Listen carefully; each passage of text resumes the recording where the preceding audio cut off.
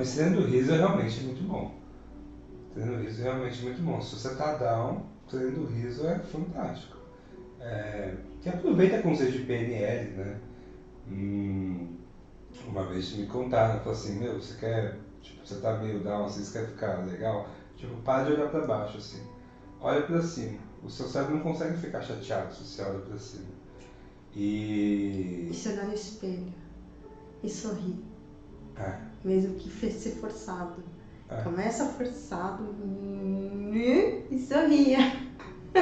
E se olhe, se ame. Exato. E diga pro espelho que eu te amo. Pro espelho várias vezes. E aí aquilo vai contagiando. Por mais deprê que esteja, em algum nível ele dá um up. Claro que tem circunstâncias e situações. Porém, é uma iniciativa, né? De conseguir se olhar e é bem tocante quando olha lá dentro do fundo dos olhos e aí você sente assim, nossa, quem é a pessoa mais importante do mundo? E a gente se esquece.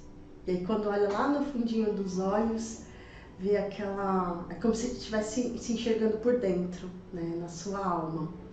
E aí você abre um belo de um sorriso e aí os males espanta. Antes de falarmos sobre alegria, vamos falar um pouquinho do que são as doenças. Numa visão da metafísica da saúde, meta vem do grego além do físico. Há uma interpretação que todas as dores, elas têm um disparo emocional. E esse disparo emocional vem do disparo da mente. É como aquela frase, eu sou o que penso. Então, se eu penso em algo e emocionalmente, como eu me sinto diante desse algo, tem um disparo emocional. E as doenças, elas são criadas através do que eu penso e o que eu sinto. E dentro da metafísica, nós fazemos uma linguagem de todas as doenças através do que penso e sinto. Alguns exemplos. Aqui em São Paulo, nós estamos tendo uma mudança brusca de temperatura ao longo do dia.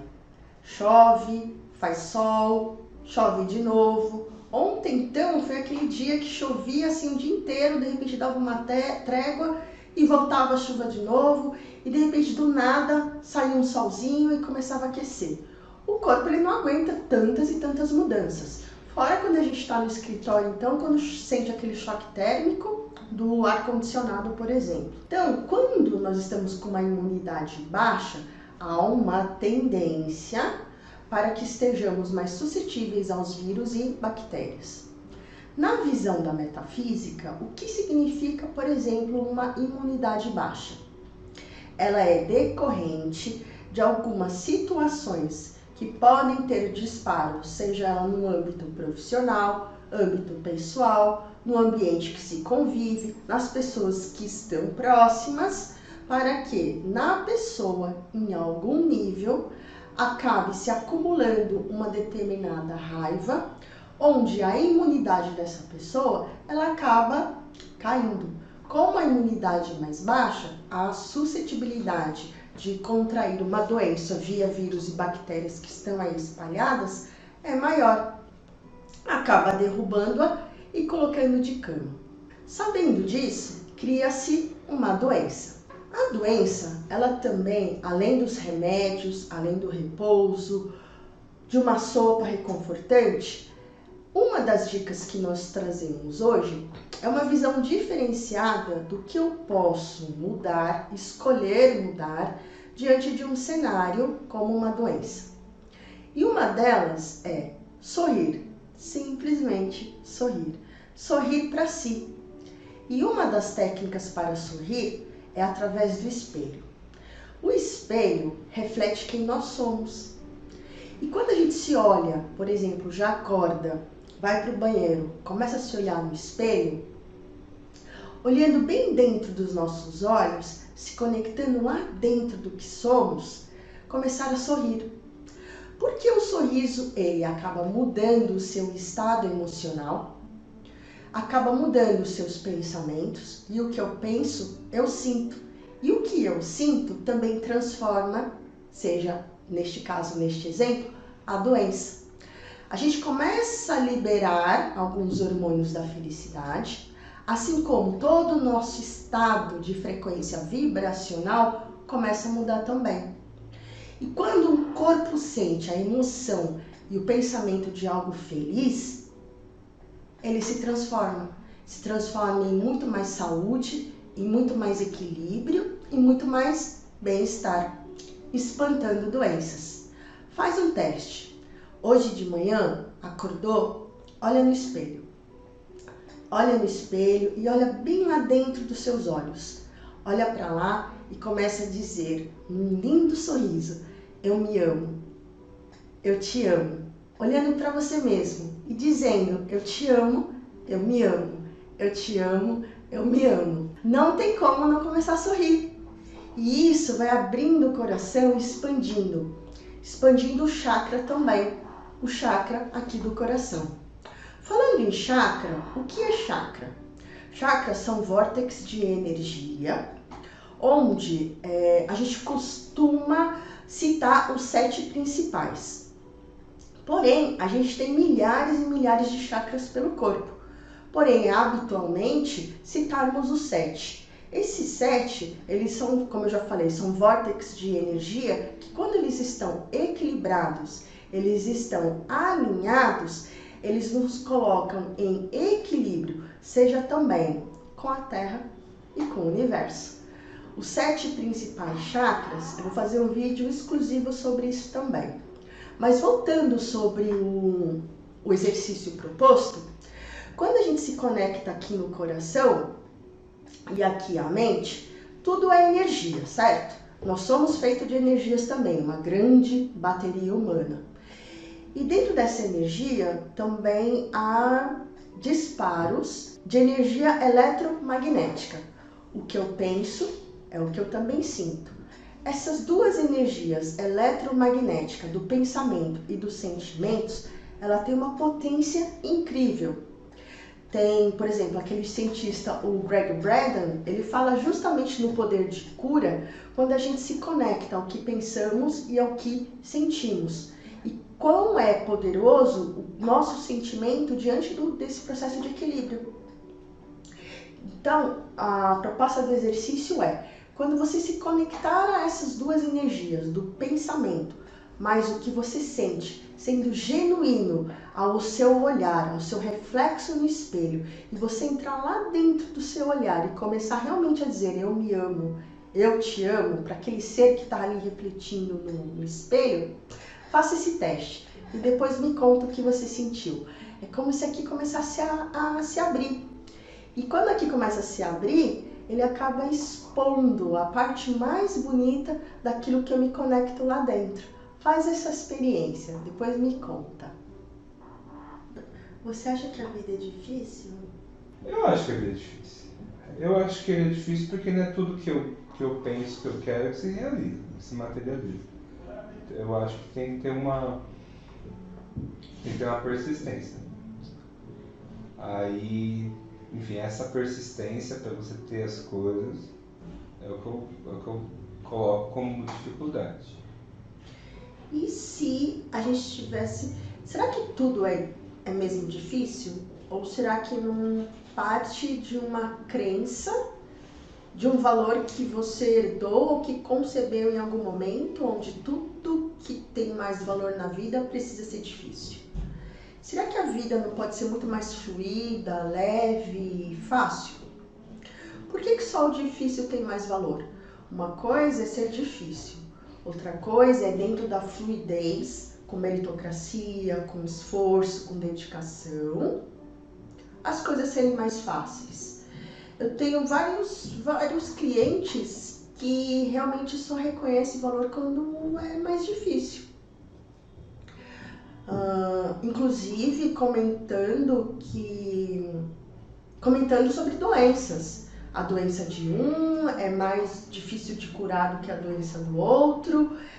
Para mim a vida tudo passa por questões de maior dificuldade. E se a gente compreender que um passo antes, eu sou tudo aquilo que eu crio. E o que eu crio é que eu estou manifestando no meu campo e trazendo também como um grande legado de aprendizado, que o aprendizado, além de ser infinito, é, portanto, uma jornada contínua. E dentro dessa jornada, o que é trazido para a minha consciência de que realmente tem que ser tudo mais difícil? Ou, de novo, o difícil é o que realmente tem mais valor? E se tudo viesse de uma maneira muito mais fácil? Por exemplo, um aprendizado, algo com que eu me conecto e eu reconheço que veio tão fácil que eu acabo nem olhando para o reconhecimento daquilo que é fácil. Por exemplo, andar. Quando éramos bebezinhos, talvez a gente não se recorde exatamente quando foi o primeiro passo. Conseguimos nos levantar e não cairmos de joelho ou de bumbum no chão. Mas será que realmente foi difícil? Ou não foi aquele ímpeto da coragem, o ímpeto do esforço de querer andar? E várias vezes caímos, mas de várias e várias maneiras nos levantamos e continuamos no processo de aprender a andar. Cambaleando, já começando a correr sem conseguir parar, por exemplo, e se esborrachando, seja de encontro ao papai e à mamãe, ou do sofá ou do berço, XYZ. Mas enfim, não foi um aprendizado? E você se recorda disso de uma forma que foi difícil? Ou simplesmente está na jornada? E se está na jornada, por que eu preciso atrair, pensar ou sentir que essa jornada, tudo que é mais difícil é que tem valor? Graças àquele bebezinho que caiu inúmeras vezes e continuou se reerguendo, é que você está aí de pé. E você nem se recorda. Talvez nem reconheça que, devido aos méritos daquele bebezinho que a cada dia, a cada tentativa caiu, te colocou de pé. E se você for parar para pensar, será que realmente foi difícil? Será que não foi leve e prazeroso a cada tentativa, a certeza de que conseguiria ficar de pé? E depois disso, várias e várias outras aventuras, como por exemplo, andar de bicicleta. A primeira vez pode ter caído ou usado rodinha, mas será que realmente foi difícil? Ou é simplesmente um outro ponto de vista daquilo que pode ser muito mais prazeroso aprender e se desconectar daquilo que precisa ser mais difícil? E será que precisa mesmo? Será que não podemos criar a partir de uma leveza maior e reconhecer dentro dessa leveza a própria potência do aprendizado? E o aprendizado, olhar para um outro ponto de vista, que ele é um desafio. Sendo ele um desafio, na minha jornada infinita do aprendizado, vários e vários desafios vou criar. Sendo um desafio, eu tenho um outro olhar para isso, de uma forma que eu posso receber tudo que está ao meu dispor diante daquilo que eu vou decidir criar, dentro daquilo que eu vou escolher criar. E essa escolha, com certeza, pode me beneficiar de diversas formas, sendo através de uma forma leve, sem a crença do difícil. Por quê? Porque eu começo a criar de uma maneira muito mais consciente daquilo que eu sou e daquilo que eu tenho como capacidades para fazer as minhas melhores escolhas, sendo elas de infinitas maneiras. Porém, eu posso me desapegar conscientemente daquilo que precisa ser difícil. Por exemplo, você pode me dizer, ganhar dinheiro é difícil. Então vamos olhar o dinheiro primeiro. Sabendo que tudo é uma energia, dinheiro também é uma energia, certo? Dinheiro sendo uma energia, o tão quão carinhoso você é com o seu dinheiro. Dinheiro é uma energia e não aceita desaforo. O dinheiro não virá para uma pessoa que rejeita ele, por exemplo, ou que não cuida bem dele, ou que não o atrai da maneira respeitosa, amorosa que ele merece. Por que eu estou comentando sobre isso? Por exemplo, como você trata o seu dinheiro? Fisicamente, na carteira. Dá uma olhada. Como ele está na sua carteira? Todo amassado ou ele está ali? Você gosta de notas, a nota do dinheiro em si, esticadinha? Ou você é daqueles que amassa o dinheiro e ainda vai lá e dá uma canetada no dinheiro? Gosta de escrever no dinheiro? Recados, notas? É assim que você trata o dinheiro? Se o dinheiro é uma energia e fisicamente você destrata dele, você acha que ele vai ficar com uma pessoa que trata bem ou que trata mal? Para pensar sobre isso também. Por que ganhar dinheiro é difícil? Por que eu trabalho e nunca tenho dinheiro? Já escutei essa frase várias e várias vezes. A minha pergunta, então, é dirigida a você que trabalha e no final do mês nunca tem dinheiro. Você já parou para pensar como você trata o seu dinheiro?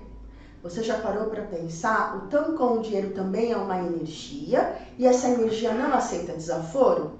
Se ele é bem tratado, ele gosta de ficar com quem ele é bem tratado. Se você não trata bem o seu dinheiro, ele não fica. E por que eu digo isso? Porque ele sendo uma energia, é uma energia que não aceita desaforo. Por exemplo,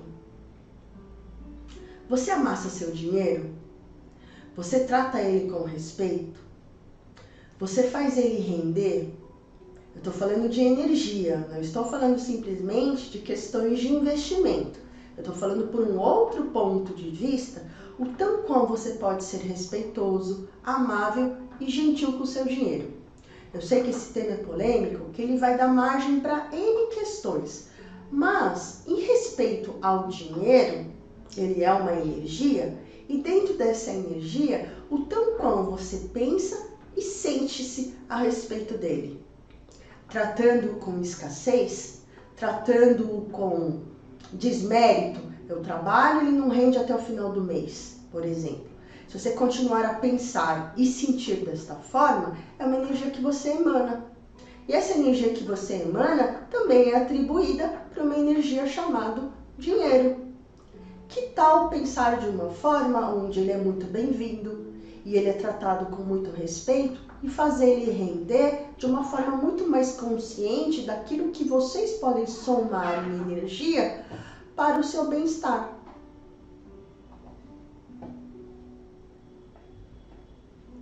Você atribui a sua falta de dinheiro ao seu emprego?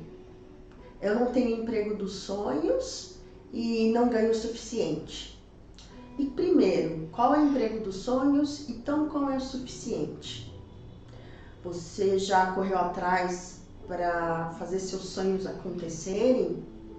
Já fez toda uma pesquisa daquilo que você almeja diante do que é satisfatório para a sua renda? O tanto quanto você assume as consequências dos seus atos, de onde você está aqui e agora. É fácil, né? Reclamar do chefe, da organização, do outro e não assumir as suas responsabilidades diante das suas escolhas. Cada escolha, uma consequência. E de todas elas, partem do princípio que você é responsável, você as criou. É fácil colocar aquele capuz ou aquela capa do vitimismo ou da culpa diante da minha situação, baseado no chefe, na família, nas circunstâncias e nas situações. Será que em algum nível você não é também a responsável por onde está?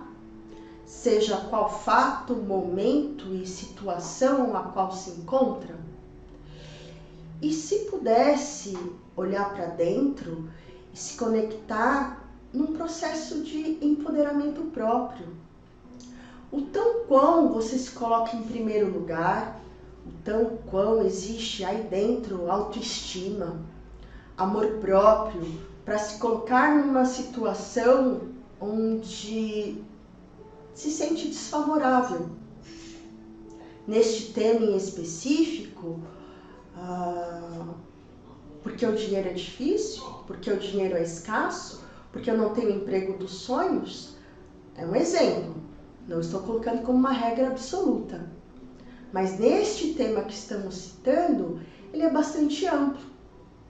Mas se olharmos de um ponto micro, você é o responsável por isso, diante das suas escolhas. E se pudesse se conectar ao que é este emprego dos sonhos e começar a criar o que é este sonho, que tal? Podemos ajudar. Podemos ajudar a partir do momento que se cria uma consciência para essa mudança. Não está preso. Ninguém vive aprisionado a um emprego a qual não é dos seus sonhos, a qual você não acorda, por exemplo, com o ímpeto de querer, gostar, amar o que faz. Sabe, aquela sensação de ser apaixonado pela sua profissão, pela sua atividade, por aquilo que contribui para a sociedade, para si, ao redor, para o nosso planeta. Tudo é uma questão de escolhas e você pode escolher mudar também. Você sabia que um dos principais venenos para o corpo e a alma é o julgamento? Tudo que eu acabo julgando diante do outro, eu acabo somatizando, ele gera uma determinada dor daquilo que eu estou julgando, de certo ou errado diante do outro. Você sabia que se eu tiver um novo olhar, sem o julgamento, mas sim na contribuição, na escolha, daquilo que o outro reflete em mim, que seja numa contribuição, eu deixo de julgar aquilo como certo ou errado e acabo simplesmente recebendo com um olhar muito mais amoroso e generoso. Por quê? Porque é um poder de escolha. Absolutamente tudo eu tenho o direito de escolher. Escolher aí por diversas e infinitas possibilidades, certo? E se eu escolho não julgar e acolher aquilo, eu posso olhar o que o outro está causando e decidir como eu me sinto diante daquilo. Por exemplo, estou lá dirigindo meu carro e tomo uma fechada. Eu posso escolher olhar para aquela fechada, ficar com raiva o dia inteiro, xingar o outro motorista, acabar com o meu dia, ficar com raiva, julgar que ele é um bração, julgar que ele é um imprudente. Ou eu posso também ter um outro olhar diferenciado e no que eu acolho receber essa situação, olhar para mim e transmutar isso de uma forma que eu possa estar muito mais consciente numa atenção ao volante, num reconhecimento que eu dirijo bem, com atenção, com prudência. Posso escolher também não ficar irritada. Então, diante destes exemplos que estão aí, podendo ser inclusive de diversos e infinitos exemplos, eu posso sim, ao invés de julgar aquele outro motorista como um imprudente, às vezes ele realmente estava com pressa, às vezes ele estava atrasado para uma consulta médica, ou ele estava atrasado, ou ele não dormiu muito bem, ou ele estava mal-humorado. Então são tantos ou's, tantas escolhas que ele pode escolher sentir, e eu também tenho esse direito de escolher sem o julgamento da imprudência do outro. Nem sempre pode ser uma imprudência, nem sempre é uma imprudência, Mas eu posso escolher diante disso do que essa situação refletiu para mim, como eu posso me manifestar diante disso, o que eu posso decidir e escolher diante disso. Ao invés de criar um veneno que me consome, que tira o meu bom humor, que tira a minha alegria por conta de uma fechada, quase bati o carro e acabar com o meu dia e os próximos dias buscando mecânico, funileiro, aquela dor de cabeça, seguro ou não, enfim. O que nós estamos propondo aqui é um olhar mais consciente e dentro dessa consciência um olhar mais amoroso.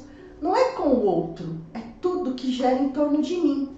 E quando eu estou bem, quando eu estou em equilíbrio, emanando muito mais alegria, eu contribuo de uma forma a mim e ao outro que está ao meu redor.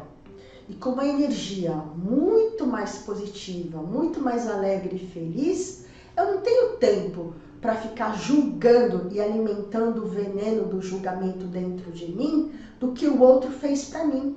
O outro não fez nada, fui eu que escolhi. E eu tenho o poder de escolher. Escolher estar numa energia muito mais feliz e alegre. Você sabia que outro veneno é a mágoa?